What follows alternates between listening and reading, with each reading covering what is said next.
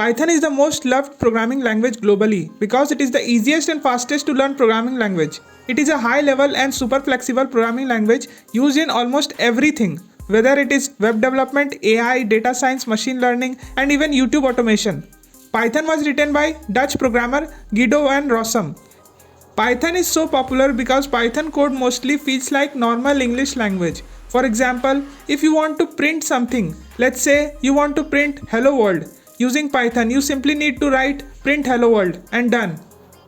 In Python, while defining variables you actually don't need any specification of data types. Whether it is integer type or string type, you simply pick any variable name and assign values to it. If we further move to conditional statements, writing if-else block is super easy. If in case we have multiple conditions, we even use match case statements. Moving further, syntax for loops are also even more comfortable to write. There are basically two types of loops in Python, for loop and while loop.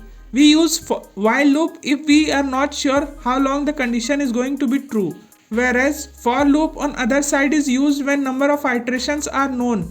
For example, we write for in range, which means that the loop should run till the value of I is less than 10. Arrays are not directly specified in Python. Instead, we have four other alternatives of arrays, which are list, set, tuple, and dictionaries. The syntax for all these are quite simple and easy to learn. Defining functions in Python is also very simple. Just you need to define the function using def keyword, followed by the name of the function which you want.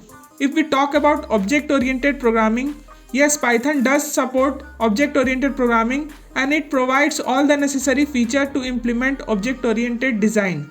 That's all for this video. Hope you liked it. Do subscribe this channel and give this video a thumbs up and do leave your comment below. See you in the next video. Bye.